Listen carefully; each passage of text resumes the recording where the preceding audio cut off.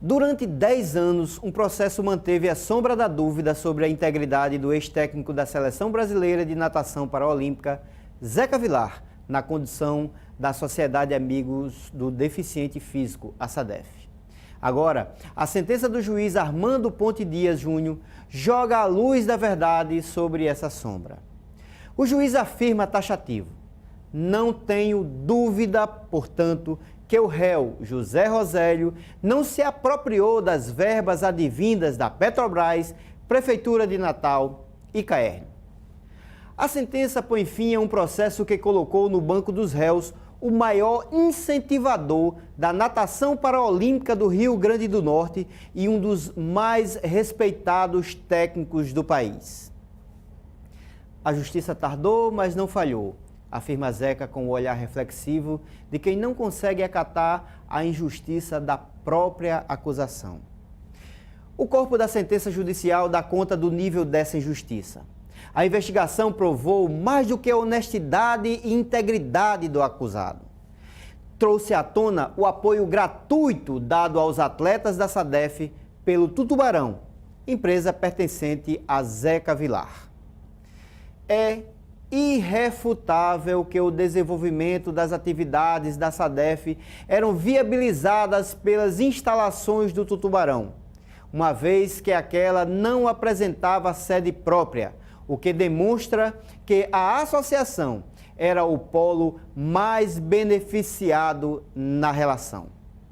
Essa afirmação é reforçada pela constatação no processo de que a SADEF, abre aspas, utilizava a piscina, a fisioterapia e a musculação da empresa, fecha aspas, e que, mais uma vez, abre aspas, não pagava nada ao Tutubarão para utilizar suas instalações, fecha aspas.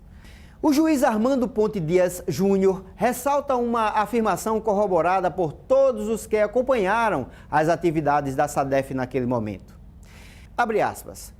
Era de conhecimento de todos os participantes da associação que os recursos públicos adquiridos eram direcionados pelo réu ao aprimoramento dos equipamentos necessários ao atendimento das finalidades da SADEF. Fecha aspas. A sentença é definitiva e as provas incontestáveis, mas não abrangem a profundidade dos fatos.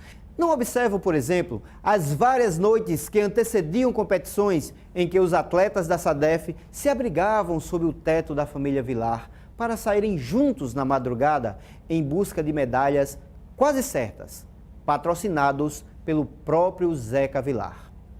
A investigação também não conseguiu documentar as madrugadas em que Zeca, esposa e filhos espantavam o sono para se dirigirem ao aeroporto receber a equipe com alegria e entusiasmo.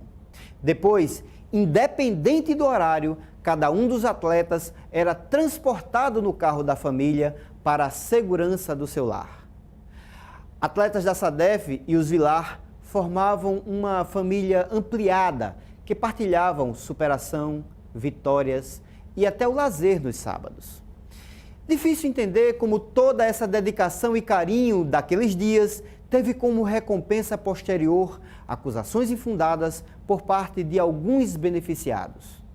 Talvez o absurdo, hoje revelado, tenha se originado no desequilíbrio emocional causado pelo calor da disputa eleitoral ocorrida à época. Mas entender isso é o de menos. Livres da injustiça de uma acusação leviana, Zeca Villar e família podem agora comemorar o fato de terem se mantidos firmes e íntegros, apesar de tudo. Infelizmente, o mesmo não pode ser dito da natação paraolímpica. A história desse desporto no Rio Grande do Norte é separada por 2 períodos, antes e depois do Tutubarão. No primeiro momento, os atletas potiguares eram responsáveis por, no mínimo, 70% das medalhas conquistadas pela seleção brasileira. A SADEF era um mito, admirada e respeitada nacionalmente. A chegada da equipe nas competições era sinônimo de chegada de novos talentos. Assim foi com Gledson Soares, Genesi Andrade, Rildene Fonseca, Adriano Galvão, Adriano Lima, Clodoaldo Silva, Francisco de Assis e tantos outros campeões nacionais e até mundiais. Mas a sementeira de atletas foi pisoteada pela infâmia. E aí começa o processo de decadência da natação da SADEF-RN. Seu brilho foi se apagando à medida que não houve mais reposição de craques. Hoje, a natação paraolímpica norte-riograndense está falida. Não há mais revelações nem perspectivas disso. A própria extinção temporária da Abradecar amplia o quadro desolador que assistimos. O tempo provou quem estava certo, mas talvez a verdade não tenha chegado a tempo de ressuscitar um desporto que tantas glórias trouxe para o Brasil e para o Rio Grande do Norte.